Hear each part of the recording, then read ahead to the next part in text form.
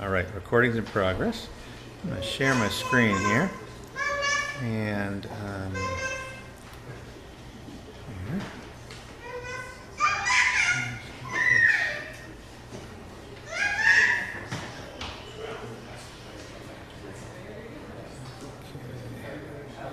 And escape that.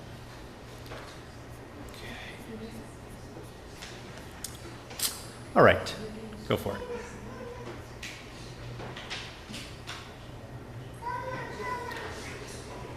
Hang on a second, let me make sure I'm sharing.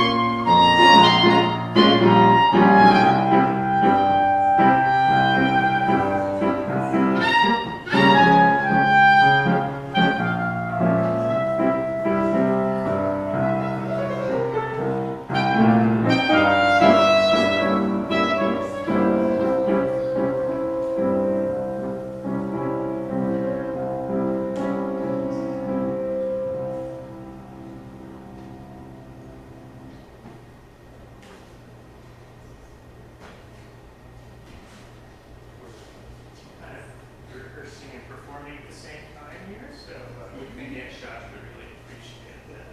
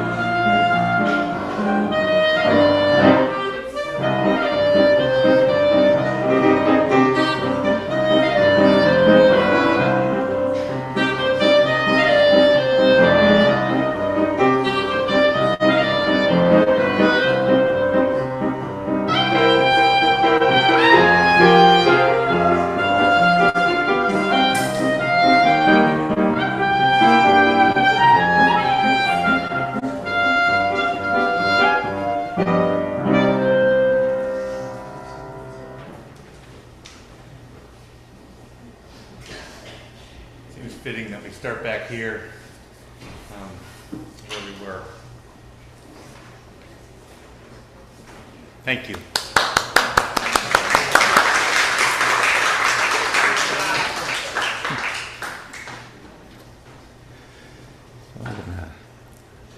I think Mackenzie's going to turn that off. That's great. Okay, so let me. Before we start, I just wanted to thank Linda Hansel and Mackenzie for who is the pastor here, and Linda, who is Andy's sister-in-law, Jim's sister, for arranging for this beautiful space. And you know, Viv said it's funny to have a service for mom in a church, but I think that the UU Church is an encompassing space and an encompassing environment, and it's mom was very open-minded about such things, so I think she'd be fine. And thank you, David and Ariel and Alan, for rehearsing and performing on the same afternoon in the same hour, I think. So, I need to just gather my things here just for a second. Folks at home, let me just check and make sure. Just give me a thumbs up if you can hear okay. Y'all good? Good. All right. So,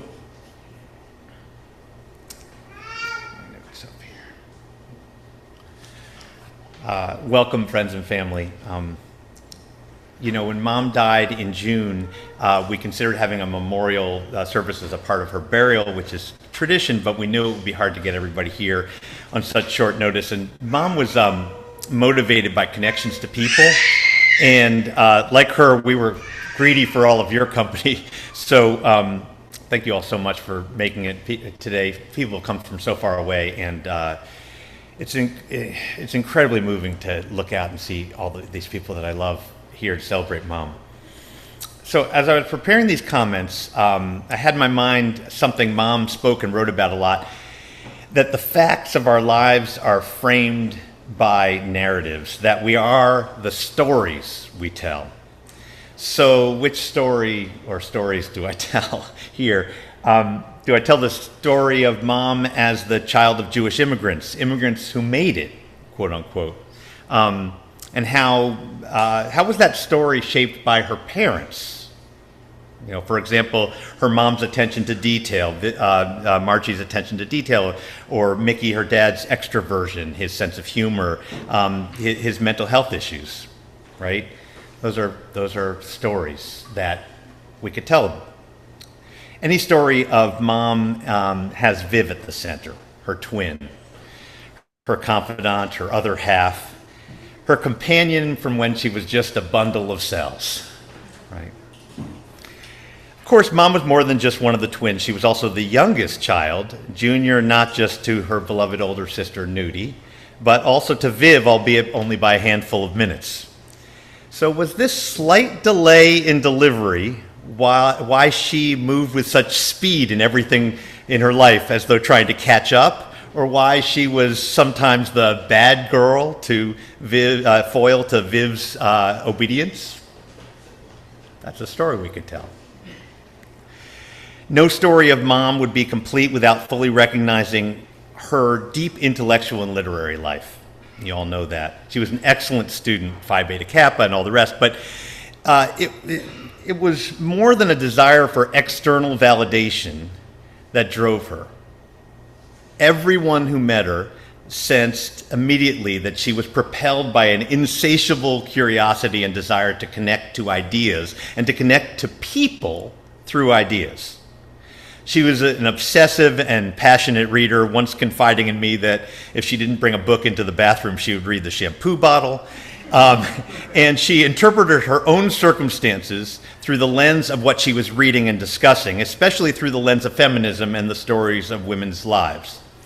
I want to read you a bit of an article she wrote in the 1990s about this journey, an article that interestingly speaks directly to our present moment. And I'm going to read just a couple of excerpts here.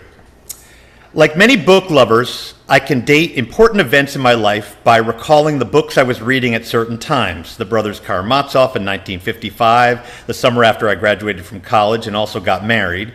The complete works of Melville when I was preparing for my doctoral field exams in 1964. The year my third and last child was born. The Feminist Mystique, which I was reading while rocking his baby carriage. The Awakening, when I was auditing Judith Federley's course, Women in Literature, in 1973. The Yellow Wallpaper in 1974, in preparation for my first year of college teaching at Skidmore College. Their Eyes Were Watching God, and The Woman Warrior, when I taught my first course at Skidmore on women's writers. The change in the focus of my reading over time, from the works of male to female authors and from novels describing the existential quests of male protagonists to the quests of female protagonists for equality and autonomy, has profoundly influenced my own life. Books by and about women have enabled me to situate my own conflicts and frustrations within a larger context, gradually making it possible for me to transform myself from a disgruntled, housebound wife and mother into a feminist teacher and scholar. The last section of this, I think, really speaks to our political situation now, and she's sort of thinking ahead, so I want to just read the last couple paragraphs. If to use a phrase of Wendy Martin's, we are the stories we tell, then it is imperative for us both to tell our own stories and to quote the words of other women. As I think back on the many works by and about women that I have read and taught during the last 30 years, I note that although each life story recorded within these books is shaped by a unique individual during a particular historical period as a member of a given culture, race, and class, these diverse stories also address issues that should be of concern to all women within the global community. The books we read and share with others can help to forge feminist links among women everywhere. It is impossible for me to predict what advances and retreats from the multiple feminist agendas of the 1990s will occur during the next 25 years, nor what gains and losses for women will accrue. However, I believe that just as my own reading of works by women has helped to shape my own feminist agenda, so will the stories women continue to publish and circulate play an important role in determining the various agendas of feminists during the decades to come. In that piece, you hear this central theme in Mom's life, that she had to fight against the domestic expectations of being a wife and mother in order to find her voice. And in rereading a lot of her writing in the recent weeks, I found that the conflict between the life of the mind, or art, and everyday life permeated her scholarship. Even as early as her doctoral dissertation, which I have here, which she completed in April of 1971 when I was almost 7 and Matt and Andy were 11 and 13, respectively. She wrote extensively about Henry James's ambivalence, a word she loved, about living the life of the mind. I just want to read you just a sentence or two from the introduction. James's attitude towards each of the major issues which is discussed in his artistic fiction appears to be ambivalent. His fiction extols the glory of a celibate life consecrated to art, but it also shows that the artist who consecrates his life to art feels that somehow he has been cheated. Mom's biggest scholarly achievement was her book, The Savage Heart, and it's about here. And it's a biography of the novelist Jean Stafford, which she published in 1990. As with all her work, this book is chock full of recollections on the ways domestic responsibilities of women thwart their worldly aspirations. And I will read you this. She's talking about Jean Stafford in the preface. Nevertheless, as did other women of her generation, she discovered how difficult it was for women to succeed in the public sphere, no matter how gifted or hardworking or ambitious they were. In fact, taking into consideration the trying private and public circumstances of her life, I find her literary achievement remarkable. So she was drawn to Jean Stafford in part because of this issue. And it's just interesting to see this theme showing up from her dissertation all the way through her works later in her career. Though Mom's own central tension between her professional ambitions and her responsibilities at home was very much a part of our family dynamic, it was a tension precisely because she was also naturally drawn to be more than just a scholar. Though she was an impatient and sometimes reluctant cook, often cooking with a book in one hand, she loved to feed us. And some of my earliest memories are coming home from nursery school to a lunch of crisped up salami and cucumbers. Later, when I was in high school and Matt and Andy were out of the house, Mom and I went out to eat every Wednesday night. Dad worked late on Wednesdays. And by that time, I was old enough to talk about books and movies with her, and we often went to films at the tiny 3rd Street Theater in Rensselaer, sometimes taking along my high school friends, where they showed independent and foreign films like The Last Wave and Eraserhead and Fitzcarraldo. Consistent with the word ambivalent, both sides, right? Mom embodied many paradoxes and contradictions. She was tremendously energetic, and yet she loved to sleep. Dad called her Shashi Cat, and I always imagined that was in honor of her being able to nap like a cat. She was extremely generous, but she could be a fierce competitor on the tennis court or on the other side of the ping pong table. She was often concerned with appearances, but she was always often also willing to buck tradition and loved nothing more than a good poop joke. She could be very critical of others and self-centered, especially when she felt personally threatened, but she was at her heart a deeply kind person. And although she was prone to complain about her colleagues or her students, and especially Dad, she became remarkably positive during her last years at the Colonnades, so much so that the healthcare workers there called her Sunshine. More than anything else, Mom was at her core a connector. Rereading one of my favorite essays of hers about Faulkner's novel, As I Lay Dying, I was struck by the way in which she functioned as the hub in our wider family, like Addie Bundren, the mother in the novel. I want to just read you just a sentence from this. For those of you who don't remember, they're taking As I Lie Dying is a story of taking the mother's body to her burial and all the mishaps that happen on the way. And Mom writes, although various members of the family have their own private reasons for wanting to journey to Jefferson, Aunt wants a new set of teeth, Dewey Dell an abortion, Cash a gramophone, and Vardaman a toy train, the wagon bearing Addie's coffin is an expression of their communal effort and constant reminder that it is Addie's will which binds them together. The wagon is a moving stage upon which the family drama is enacted.